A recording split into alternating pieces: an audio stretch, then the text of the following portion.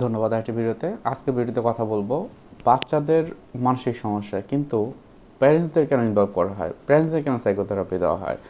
আমি আছি counselling psychologist Asaduzzaman Raju. বর্তমান প্র্যাকটিস করছি পাইনাল মেন্টাল হেলথ কেয়ার সেন্টার, যেটি মিরপুর 2 অবস্থিত। খুবই গুরুত্বপূর্ণ এই ভিডিওটি, আপনাদের স্বাগতম। আপনি যদি আমার চ্যানেলে নতুন হয়ে থাকেন, আশা করি চ্যানেলটি সাবস্ক্রাইব করে রাখবেন। বাচ্চাদের এবং বড়দের বিভিন্ন রকমের মানসিক সমস্যা নিয়ে আমার এই চ্যানেলে প্রতিনিয়ত বিভিন্ন রকম ভিডিও পাবলিশ করা হয়। সেক্ষেত্রে আপনারা যদি কোনো অজানা থাকে, আপনারাও আমাকে কমেন্টের মাধ্যমে জানাতে পারেন যে এই বিষয়টি জানতে চান। সেই বিষয়ে আমি আপনাদের জন্য এই যে ভিডিও, সেগুলো আমরা তৈরি করতে পারি। আসলেই বাচ্চাদের মানসিক সমস্যার জন্য প্যারেন্টসদের ইনভলভ করতে হয়, এটা একটা স্বাভাবিক প্রক্রিয়া। কেননা বাচ্চাদের যে ইস্যুগুলো, অনেক ক্ষেত্রে বাচ্চারা কিন্তু ঠিকভাবে বলতে পারে না, তখনই বাচ্চার প্যারেন্টস যারা থাকে তাদেরকে দরকার হয়। আমি বিস্তারিত এই নিয়ে কথা বলতে চাই। প্রথমে যে পয়েন্টটি আসে সেটা হলো যে আন্ডারস্ট্যান্ডিং দ্য ইস্যু, অর্থাৎ আপনার এই যে বাচ্চার যে সমস্যাটি, তার কন্ডিশন কী, তার বর্তমান অবস্থাটা কী, সেটা বোঝার জন্য আমরা প্যারেন্টসদেরকে ডাকি, তাদেরকে সাইকোথেরাপি দিতে হয়। এখন সাইকোথেরাপি কি শক থেরাপি?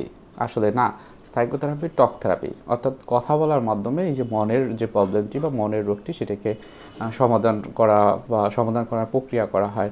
হয়তো বা বাচ্চার সমস্যা, কিন্তু আপনার মাধ্যমে অনেক কিছু হেল্প আমরা পেতে পারি যারা আমরা প্র্যাকটিস করি। হয়তো অনেক সময় হয় যে বাচ্চাদের যে যে সমস্যাগুলো হচ্ছে, বাবা মা অ্যাওয়ার না এবং তারা এই বিষয়ে অনেক কিছু জানেন না, তখন কি হয় যে তাদের এই বিষয়গুলো সাইকো এডুকেশন হিসেবে আমরা দিয়ে থাকি। হয়তো এমন হয় যে তাদের মেন্টাল হেলথ ইস্যু বা বিভিন্ন রকমের যে সিমটমগুলো থাকে বাচ্চাদের, কী কী কারণে ট্রিগার হয়, অনেক ক্ষেত্রে ট্রিটমেন্ট অপশন কোনটা ভালো হতে পারে, সেটি কিন্তু এই যে বাচ্চার বাবা মা যারা আসে তারা যখন ইনফরমেশন দেন, এটি সহজ হয়। এবং সাথে সাথে যে তাদের জায়গা থেকে প্যারেন্টসরা এই সন্তানকে এমপ্যাথি দিতে পারে, খুব ভালোভাবে বোঝাতে পারে কোন বিষয়টি তাদের জন্য ভালো।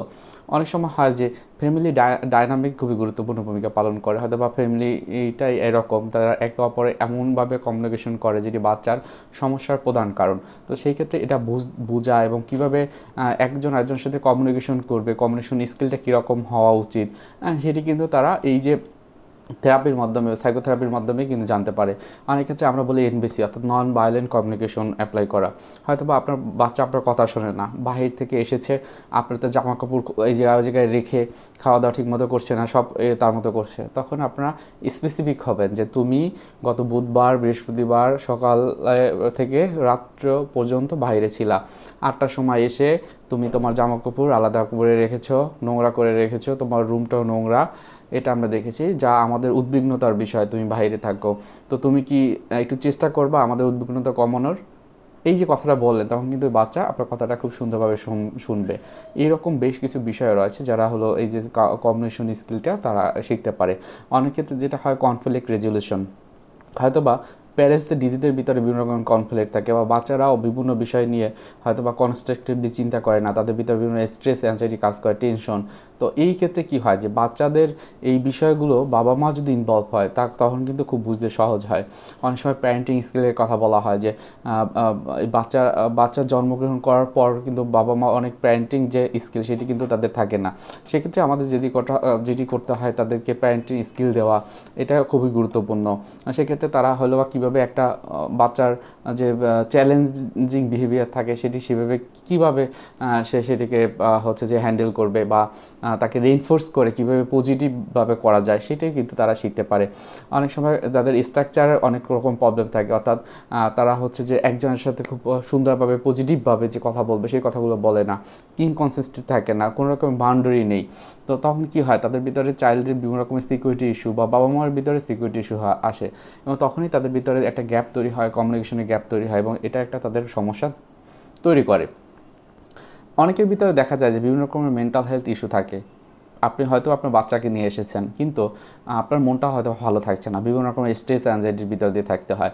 এর জন্যই আপনার পার্টনারের সাথে বিভিন্ন রকমের কনফ্লিক্ট বা দ্বন্দ্ব থাকে, এবং এই দ্বন্দ্ব যখন বাচ্চা দেখে, তার আরও বেশি ভয় কাজ করে, বিভিন্ন রকমের উদ্বিগ্নতা কাজ করে। এবং হয়তো বা আপনারা আপনাদের সমস্যাটি বুঝতে পারেন না, কিন্তু বাচ্চাদের সমস্যাটি ঠিকই বুঝতে পারেন, এবং আপনার বাচ্চাদেরকে নিয়ে আসেন, তখন কি হয়, আপনাদেরকে নিয়ে বসতে হয়, কারণ আপনাদের সমস্যা কীভাবে রিজলভ করা সম্ভব, সেটাই হলো প্রথম কাজ।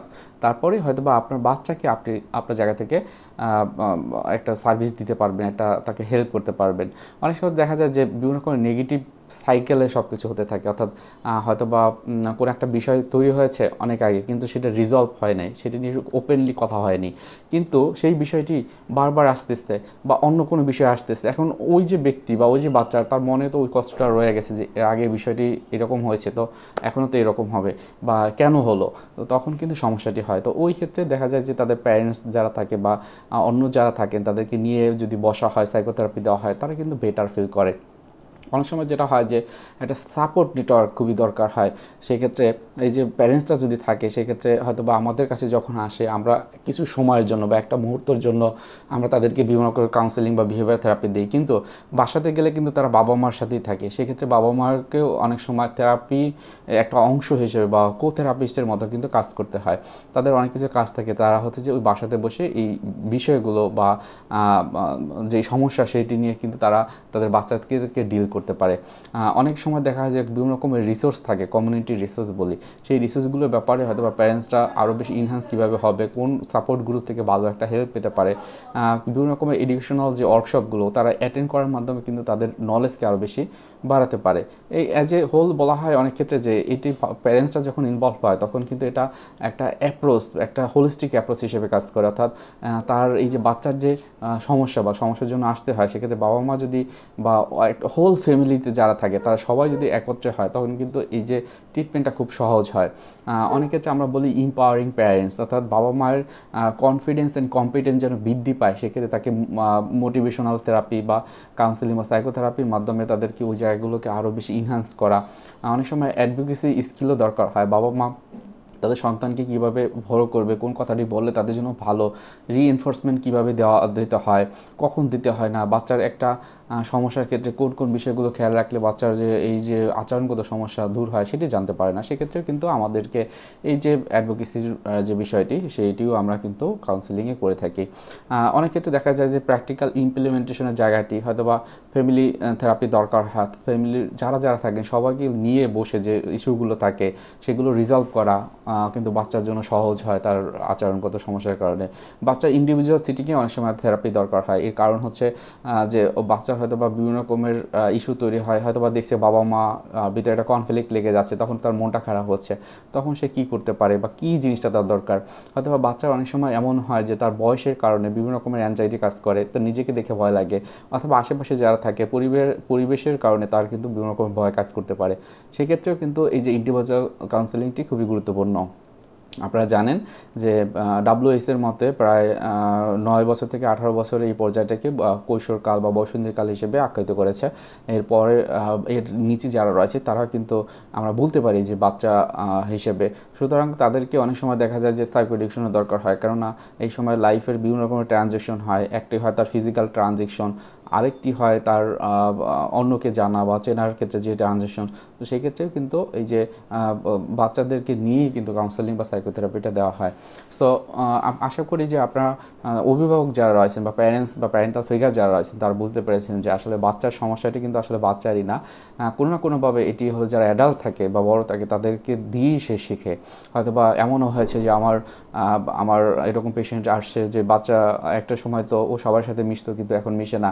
যখন তার কথাগুলো শুনলাম তখন জানতে পারলাম যে একটা সময় বাচ্চা সবার সাথে মিশতে চাইতো, কিন্তু বাবা মা ভয় দেখাতো, ওখানে যেও না, ওখানে বিড়াল আসতে ভয় আসতে, হ্যাঁ ওখানে তোমাকে ছেলে ধরা নিয়ে যাবে। এই যে ভয়টি সেটি আস্তে আস্তে যতই বড় হয়েছে তার কিন্তু ভয়টি কনভার্ট হয়ে গেছে।